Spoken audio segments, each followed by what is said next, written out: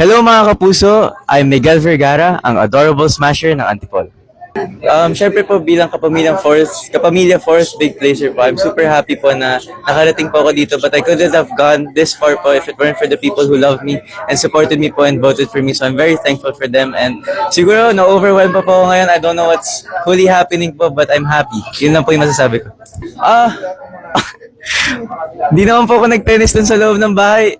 Magiging adorable, siguro sa mga tao na lang po kung tingin nila adorable, I don't know. Tingin ko naman po, I did my best po sa mga tasks. So I think, siguro, yes, I think I smashed the task. Noong sacrifice task ko po kasi gumawa po ako ng 400 laps. But sa tennis po kasi I always run. Pero yung 400 laps, grabe po yun. Pero parang super, hindi naman po siya mahirap kasi I did it for the people who I care about and I love. Message to my family, I hope I'm gonna see you soon. Ay, hindi pala I hope. I'm gonna see you soon. And I love you and thank you so much and I miss you! To my fans, maraming salamat po sa inyo, and I couldn't have gone this far, I couldn't have flown this high if it weren't for you guys po. So maraming salamat po. Hello mga kapuso! This is Princess Aliyah, ang Royal Songstress ng Bulacan! Well, actually po, sobrang happy and grateful kasi hindi ko talaga in-expect na abot ako hanggang dulo. Pero ayun na nga, grabe, nung narinig ko yung crowd, nakita ko lahat, na-overwhelm ako. But at the same time, sabi ko, ito yung hinihintay namin sa bahay ni Kuya! Pero ayun na nga, sobrang happy ko po ngayon.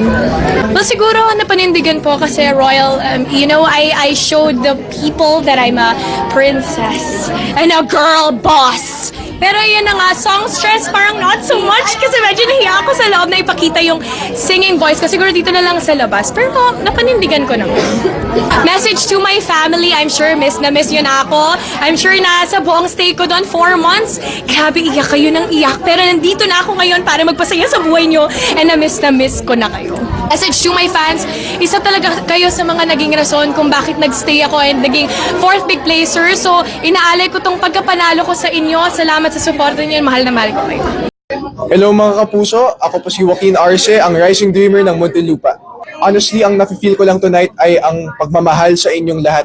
Nag-support sa akin. Maraming salamat. I love you so much. I love you so much. Honestly, like I wouldn't be in this 3rd place without you guys. I'm really grateful and I love all of you. Thank you so much.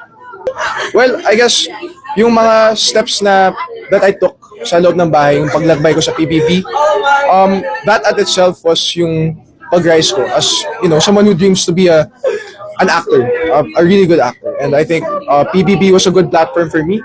At para sa akin, I think natupad ko yun at pinanindigan ko yun. Message to my family. Hi family, I love you guys so much. I miss you guys so much. I can't wait to tell you all the stories, lahat ng mga chika ko sa loob, lahat ng mga karanasan ko sa loob. I can't wait to tell all of you about it. I love you guys so much. Sa lahat ng mga nagsusuporta sa akin, talagang nagpapasalamat ako sa inyo. Nagsakripisyo po kayo para sa akin at natutunan ko sa PBB na the sacrifices you make are for people you love. And to know that you guys love me, I love you guys too, and I'm willing to sacrifice for you too. I'm willing to be the best actor I could be, and I love you guys so much. Maraming salamat. Hello mga kapuso, this is Ashley Sarmiento, ang longing sweetheart ng Las Piñas.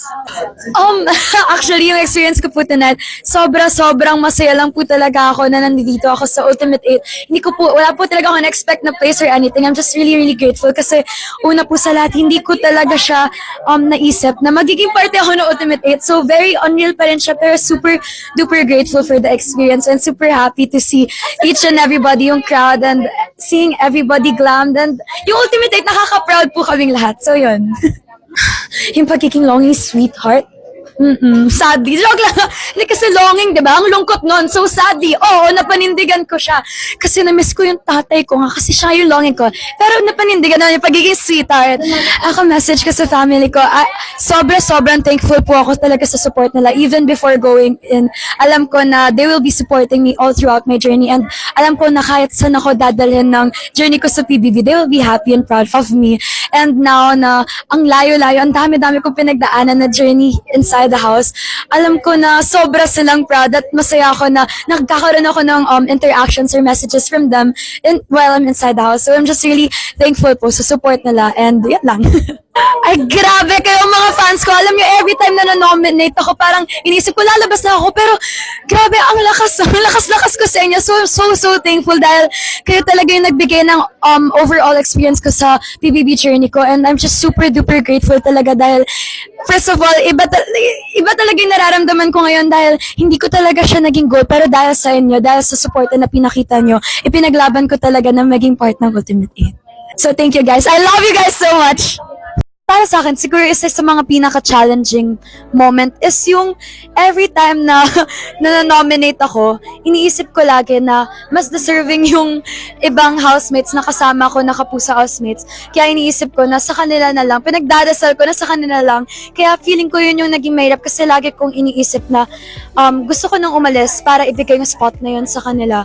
Pero at the same time, ayoko din namang i-let down yung mga taong naniniwala sa akin. So hindi ko kayang mag-voluntary exit. So, yun yung laging dilemma ko every time na nan-nominate ako. So, yun siguro yung pinaka-challenging moments for me. Ako, masasabi ko lang, sobrang thankful ako. Ramdam na ramdam ko yung support niyo every time na may eviction nights. At dahil sa inyo, dahil sa patuloy na pagsasave niyo at sa gusto niyong pananatili ko sa loob ng bahay ni Kuya, natutunan ko talagang lumaban hanggang pinakadulo. Kaya, malaking utang na loob na nandito ako dahil sa inyo. And I'm just really grateful. I'm so excited to see you guys and to give back the love that you gave me while I'm inside. Hello mga kapuso! I'm Crystal Mejes, ang wishful waray ng Samar. Honestly po, hanggang ngayon, hindi pa rin po talaga ako makapaniwala na I'm the second big placer. And to just be part of Ultimate 8, it's such a blessing na po para sa akin. Super, hindi ko pa rin po talaga siya napaprocess ngayon. And I'm just really grateful po talaga. I'm so overwhelmed, but overwhelmed in a good way because I feel so loved. Kaya maraming salamat po. I'd say yes, because every day there, I don't think na may araw ako na naging negatibo ako. Of course, there are moments na I feel down, but there are also moments na I always uplift myself because again, at the end of the day, I'm wishful and my moniker is Wishful Waray ng Samar for a reason. So I choose to be wishful, to be hopeful, and to be dreaming all the time. To my family, I love you so much. I love you so much. Yun lang talaga masasabi ko. I love you so much. Grabe po yun. Maraming salamat po sa mga panahon na linigtas niyo po ako ng 4 na beses sa loob ng bahay ni Kuya. First eviction pa lang po, akala ko po mag-bounce na ako sa bahay ni Kuya. But thank you so much for giving me the chance, the opportunity to show you who I am and to prove to you that I have something na mamahalin niyo sa akin. So maraming salamat po. I kept saying this all the time, hindi ko alam kung paano ako papasalamatan, but from the very bottom of my heart, I'm truly grateful po para sa love and support na binibigyan niyo po para sa akin. You guys are a blessing in my life. Maraming salamat po. Hindi ko po alam kung paano ko kayo thank you, Han, but one thing's for sure is that I promise you guys that I will stay the same. I will stay the humble, the loving, the sweet Tala that I am. Oh my God! When I saw everybody and then the LED opened, like, my heart also stopped opening. I stopped breathing for a second. Hindi na po talaga ako makahinga kanina because I was so overwhelmed. Like I couldn't see anything. Lights lang talaga ng mga supporters. And then my family was in front. My brother, my mom was in front sa stage. And then I just looked at everybody and everybody was so beautiful. I was so overwhelmed. Ay, hindi ko po alam kung ano yung mararamdaman ko kanina, but I'm just truly happy and blessed right now. Napaupo ako kasi I saw my younger brother! Pagtayo ni Mama, pagkaupo ni Mama, sabi ni Mama, tinuro ni younger brother ko sa likod. And I saw him. And then, honestly po, buong week, nung naging solid na po yung Ultimate 8 at nabuo na po yung Ultimate 8, buong week I just kept praying na sana makita ko yung younger brother ko because I haven't seen him in like so many months. I think the last time I saw him was July pa, nung birthday pa namin. So, ang tagal ko na siyang hindi nakakapiling. So, when I saw him kanina, napaupo ako because sabi ko talaga, oh my God, that's my baby boy. And sa loob ng bahay ni Kuya, grabe yung motivation tsaka yung drive na binigay sa akin ng younger brother ko. So, everything talaga that I do is for my family. So, To my fans, to my supporters, I don't know kung paano kayo papasalamatan, but I'm so grateful for each and every one of you. Mahal na mahal ko kayo. Mahal na mahal ko kayo. I'm not here right now kung wala kayo nagmamahal sa akin. And lahat gagawin ko para mapatunayan sa inyo na karapat-dapat nyo akong mahalin at hindi kayo nagkakamali na sinusuportahan at minamahal. I love you guys! Hello po mga kapuso, I'm Heath Ornales, the fighting prince of Taguig. Masasabi ko po sa experience ko po na kapuso, second big placer, napakasaya ko po. And I'm really thankful at di ko po talaga in-expect na aabot ako this far. So, ayun, I'm really happy and thankful po na nangyari po ito lahat. And I thank all of my fans and my supporters po doon and I thank God. So, I'm really happy. Sa tingin ko naman na panindigan ko naman po yung moniker ko. Siyempre, hindi naman po ako makikipag-away sa bahay ni Kuya.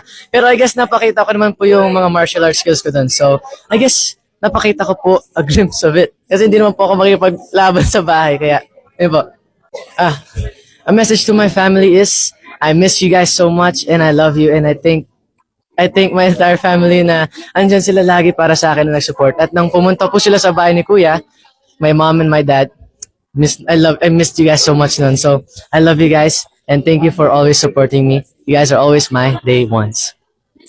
Message to my fans is, thank you guys so much. I love you all. Thank you for all the support and thank you for always saving me po. And thank you po na pinaabot niyo po ako ng ganito kalayo sa bahay ni Kuya. And you guys are the reason I'm here. And you guys believed in me even in the times I didn't believe myself. Kaya thank you guys so much talaga. So I love you guys. Una sa lahat, gusto ko po talaga magpasalamat muna sa lahat ng sumusuporta sa labas. Grabe, ang dami niyo pala. Oh my gosh, kayo. Mahal na mahal ko po talaga kayong lahat. At grabe, kahit anong sabihin ko dito, hindi matutumbasan yun ng kung gaano ko talaga kayo. Kung gaano ako nagpapasalamat sa inyo lahat. Basta wala ako dito kung wala kayo. Kaya lahat ng ginagawa ko ay para sa inyo. At lahat, eto kaya ako umabot dito. That's because of you guys. Kaya maraming salamat po. I can't wait to hug everyone, to hug all of you guys. At kung pwede ko lang kayo makausap one-on-one, gusto ko sana. Pero baka next year na tayo matapos lahat. But anyways, mahal na mahal ko po kayo. Ang masasabi ko lang po talaga sa mga supporters, maraming salamat po talaga sa inyo. Kung hindi po talaga dahil sa inyo, wala po ako dito ngayon.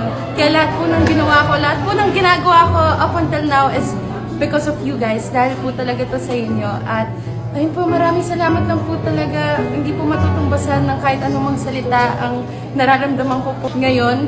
Pero ramdam ko po yung pagmamahal nyo at supportan nyo. I can't wait to see you guys. Maraming salamat. Hi mga kapuso! Ako po si Caprice, ang demure daughter ng Quezon City! Ako po, nung nalaman ko po na big winner po ako, sobrang natutuwa po talaga ako. Tsaka nagulat po talaga ako hanggang ngayon po. Medyo nagsisink in pa rin po siya. Hindi pa rin po talaga ako makapaniwala. Ako po, ang nararamdaman ko po tonight ay excitement po talaga. Tsaka masayang-masaya po ako na nakita ko na po yung mga taong bahay. Nakikita ko na po lahat ng nagsusuporta at nagmamahal sa aming lahat. Ako po, masasabi ko naman po na napanindigan ko naman po yung moniker ko na Demure Daughter. Pero nung medyo gitna na po, parang nawala na din po yung pagkakamahiyain ko kasi sobrang nakakatawa po talaga yung mga housemates. Tapos yung mga vibe po talaga nila. Marami po talaga akong natututunan ng mga jokes. Ang message ko po sa family ko, I love you all so much. Thank you sa love and support at sa trust na binibigay niyo sa akin. I love you all. Sa lahat po, sa GMA family, sa lahat po ng sumusuporta sa akin at sa aming lahat, nagpapasalamat po ako sa inyo at mahal na mahal ko po kayo. Always look at the bright side!